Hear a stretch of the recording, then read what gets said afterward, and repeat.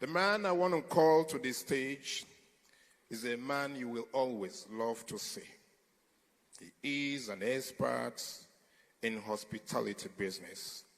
He's also making money in social media. He's also invested heavily in transportation and real estate. Owner of several clubs and lounges in Nigeria and beyond the shores of Africa. The man who has made so many men. Hence, he was called Opatozuora. Ladies and gentlemen, I'm talking about no other person but Mr. Obinna Iyebu, a.k.a. Obi Cubana. Continue clapping.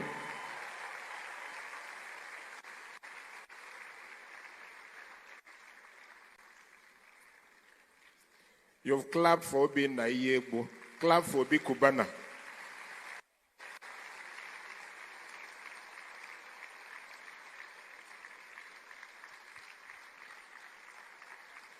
What follows or no gay? Thank you.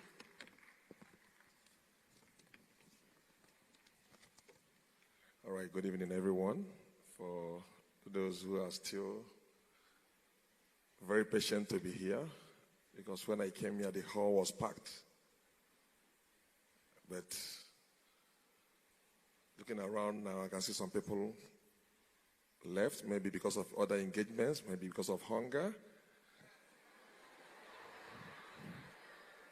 But next time they're organizing this kind of events, please let there be slight refreshments.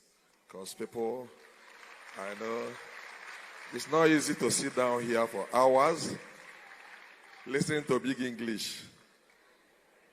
Yeah? But, I mean, we're almost there. Let me stand on the existing protocol to address you this evening. I mean, when my younger brother and partner, Mr. Go, reached out to me and said there will be this tech seminar in Enugu, I replied to him, let me look at my calendar. And then I checked and I was supposed to be in London. He stressed on the importance of me coming around to, when he mentioned that it's going to be about the youth. You know, at a point, Abmo is in the youth. But you know, our youth, they get coconut head. But I think this is a very clean crowd. And today, you have been listening, and I know that most of you will go out here with one or two information you will need to grow and you need to succeed. So I said I had to come back and go back again so I can be able to interact. And then I came here with my prepared speech and a lot, but looking at you guys today, I think I will speak from my heart.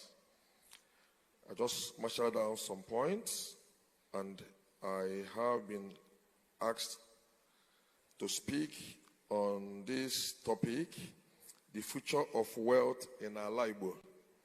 Why Igbo business leaders must invest in technology.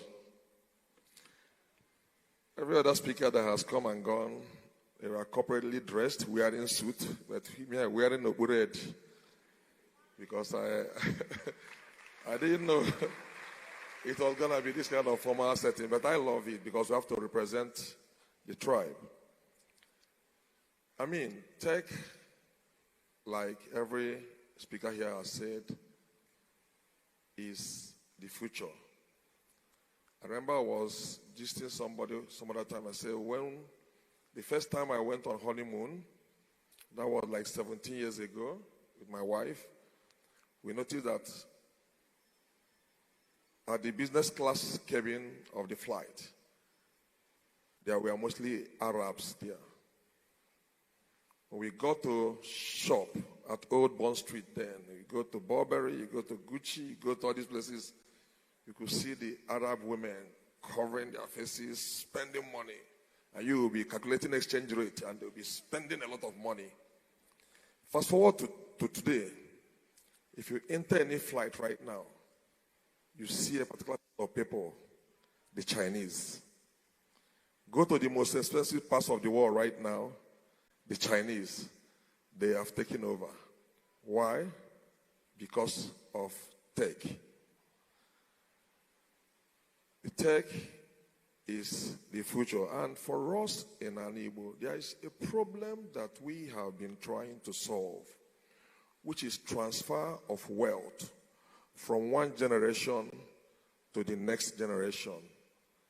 Growing up, we had a lot of people, rich people, or people who we thought were rich.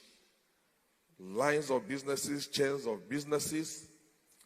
And then the moment the person passes, you notice that the business fizzles away. Everybody, I don't know how they do that. Now, with tech, that's one thing called the globe is revolving, and you have to catch up with time so that the world do not leave you behind. I'll tell you guys a very interesting story about time, taking opportunities, and then keying in. When we were growing up, my parents had 2 vehicles, 504. We had a mechanic then. His name was Emagriza. Fantastic mechanic. He was doing amazing things. And as time passed by, other cars started coming to Nigeria. You could start seeing the Belgian vehicles trooping into Nigeria, Japanese vehicles, and our mechanic, Emma, was still doing Peugeot. Some other people went out to go and learn about these new things coming in, and then so that they could know how to move with time. And then our mechanic kept on doing Peugeot. The Peugeot in Obaden, they were reducing in number. You could notice that every day you can't find them. You could see Flatboot taking over, Opel taking over, Nissan Sunny taking over. Our mechanic was doing Peugeot until at a point there was not a single Peugeot in Oba. So each time you passed there, you could see him sitting down. Say, how is it? You respond, how can Njafia not bore you when you refuse to grow with time, to move with time? So this is tech o'clock. And as Ndafibo, we should find a way to factor in this moving trend. I know it's been there. When Chief Leo Frank was talking, you could say he has been in the business 40 years. It's a very long time, 4 decades. But it is still a new thing. It's still a very green untapped area because it's multi, it has a lot of channels we can key into. We should be able to find a way to factor in our wealth, however little it is, to take, to be able to move with time. Leo said he did not study tech. I think he read economics. Me, I read political science. But I am a master of every business. Trust me. Okay? So you must not actually be grounded on tech for you to be part of it. We created a game called Hammer Games. And I will tell you for free, it's the best game ever produced by an African. Ugo and the team here, when they came, and then me, I was like, let's make a phone. I have this dream. Let's own this phone, made by young Africans, developed by young Africans. We grow it. We have the platform. Ugo looked at me and said, yes, this sounds very good, but everybody is doing this. Let's do something everybody is not doing. And then he came up with these Hammer Games. Fantastic. The features are one of one. And then, if you play, like we've taken it across the world in Nigeria, and people who have rented this say, this is world class. What am I trying to say? I did not sit back and say, I'm into hospitality and entertainment. What business do I have with tech? I had to key in because the world is revolving. The world is revolving. It's not what is fashionable today that will be fashionable tomorrow. So there are lots of ways we can make this to be part of us. In Alib, I'm talking about right now. And in here, there are a lot of Elon Musk here, there are a lot of Jeff Bezos, and there are a lot of Obi Cubana here in this crowd. So,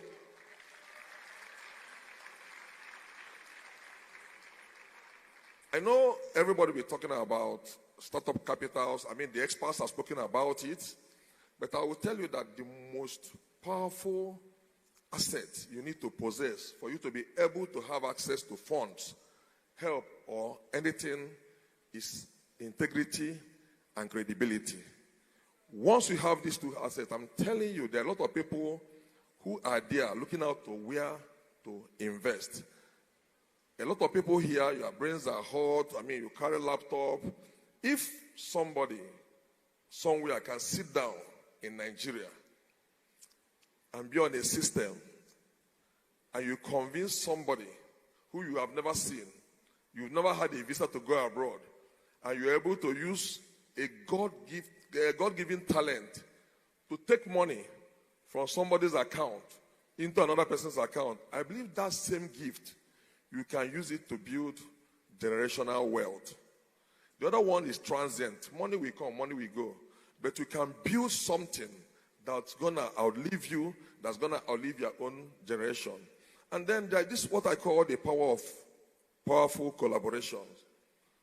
The fact that you have this does not mean you have that. Okay?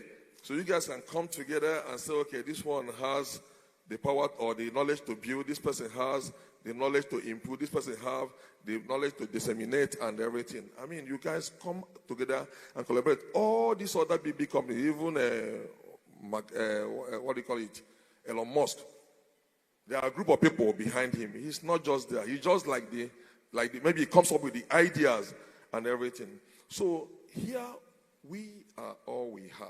I'm Wabundibo. And it's a call on everybody to come up with what you can have. Growing up, we had stories about during the war, how our people were able to make Obunigwe, were able to make bunkers out of nothing, to make some, to refine red oil, to fly aircrafts. I mean, that means the gift is already in us. We have it in us to do certain things. The environment might be harsh, the environment might be hostile, but we have it in us. And I want us to channel the energy to positive doings. You can channel the energy to positive doings. You don't need to take from somebody to be able to live the kind of lifestyle you know you cannot be able to sustain. Okay? We every day, yes, I know some of you might say so, some of us do things, but we have to keep the culture going. And we have to show you that we do not pluck the money from the tree. This is what we do every day. The records are there. For the past 2 decades, we've been grinding, no sleep, no rest. And then you can also do the same and then do way bigger than us. Why this tech is also very important, and which I try to tell some of my friends who are doing some kind of conventional businesses, I say that the Gen Zs of today, the Gen Alphas and everybody, they might not be interested in the kind of business we are doing today. You know, those days, there's what we call one boy apprenticeship. I mean, you have to stay a whole 5-7 years with a master to learn the trade. And then they settle you, start your own shop. I mean, nobody is patient anymore. People do not want to follow that route. What they do right now is things, I mean, the kind of thing that bring money right now might not be the kind of thing that used to bring money decades ago. So it's left for people who have actually made this world to say, how do I protect this world? How do I keep this legacy in the family? How do I multiply this thing so that my children can actually take it from there? Because the kids we said abroad today might not come back. My kids might not come back to come and do this Cubana thing I'm doing. They said, Daddy, what are you talking about? I have my own plans in life. Okay? So for the people who have the opportunity, I mean, there are young brains here who have it in here, but don't have it in the pocket. They need all the support. As long as what they are doing is genuine, as long as whatever they are doing is legitimate, we can create generational wealth. It doesn't have to be, you don't really need to be a tech guru for you to invest or to make great impact in tech. I mean, and then you don't have to keep the knowledge that God has given you. Come out and say, this is what I have been able to do. I need help. How can we move this into reality? A lot of people die with their dreams, big, big dreams. Startup is the greatest problem. Startup capital is the greatest problem we have here. Nobody listens to you. But once you are doing it, you see offers from left, right, and center because they know that whatever investment they are doing with you is safe. Nobody wants to take the initial risk. So, but if you have something that you are convinced that I have developed this, every day you see on my DP, people, DM, I have this app, I have this app, I have this. It's not only app you guys have to develop. There are a lot of things to be developed. There is the health sector. There is the gaming sector. There is the, even in farming, right now, it's everything about tech. If it's about coming, when we started this our business right now, you used to count money manually, everything. Until they said there was something called POS. And then today with POS, I can tell you can do an entire business from Fridays to Sunday.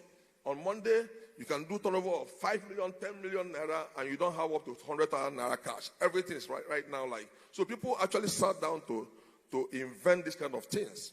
I sat down with a team of guys yesterday from Money Point, and they were analyzing to me the growth of the company. You'll be amazed. You'll be amazed at what Money Point has been able to do. You'll be amazed at the kind of numbers they were churning out last night. And I say this money is not even up there, it's under here. Because they're able to reach to the market women, to the villages, and then tell you, okay, take this POS, collect your money. Those other big banks might not be able to have the patience to go and do all those things. So there are a lot of opportunities down there, mid-class, up there, for people to make. So what have you been able to build? What have you been able to develop? What are you working on? The fact that it does not work today does not mean it will not work tomorrow. It can work. You persevere. You keep pushing. Have that patience. Keep pushing. And then pray. Because help can come from anywhere. Especially unexpected quarters. The person you might be looking up to that this your Messiah might not actually be there for you on the last day. But as far as you solidly know what you have developed, and then you are confident that when you are called to come and defend the project you have done, you will stand before everybody and defend it. I mean, people will take interest. I'm sure that by the time we leave here, some of you guys will have interactive session with a lot of people, and then they will listen to your ideas. What have you built? What can you build? What can you do? Nothing is free on this earth. And I know for you guys to have spent your time to be here, that means you either want to give or to learn. Either you want to show the world what you have done, or you want to learn more to add to what you can do. So I believe that nobody here will leave here the same by the time we are done with all this, because I've seen, by the time I came in, the people that spoke before me, tech gurus, great minds, people who have made it in life, and I said, no, I can't compete on this topic. Let me deviate and then do more of motivational speaking today. So, because the youth of every nation is the future of that particular nation. I remember those days we used to, every Monday go to my page, I talk about their youth. You might think they are not listening. They are taking one or two things from us. Every move we make, every step we take, people are understudying you. There are people who believe in you that 2 days they don't hear from you, they are worried. What has he got to do? So, this is an opportunity of people coming to meet people who can sit down together, work on things together, come up with great idea, and then develop humanity. Everything we are using today, including the screen, including the microphone, including the handsets we are using today, people sat down to develop them. Poetry, hospitals, whatever it is. There are areas you can play on. There are areas you can play. There are areas you can contribute. Okay? In those days, I mean, once they ask you what course you want to read, I want to be a doctor, I want to be a lawyer. These days, even if it's a hairstylist, there are things you have to apply for it to move you from one point to the other. We started, if I tell you how I started, well, some of you know my story. From a garden, you can call it Mama Put. But here we are today because of focus. Because I know where I'm going to. Okay? So, and then you mustn't be stuck on one particular trade because this is your area of specialization. You can move. Tech is calling. Tech is calling. And I know that most of you guys most of you ladies here, you have one or two to offer. To me and to us in Igbo, this is tech o'clock.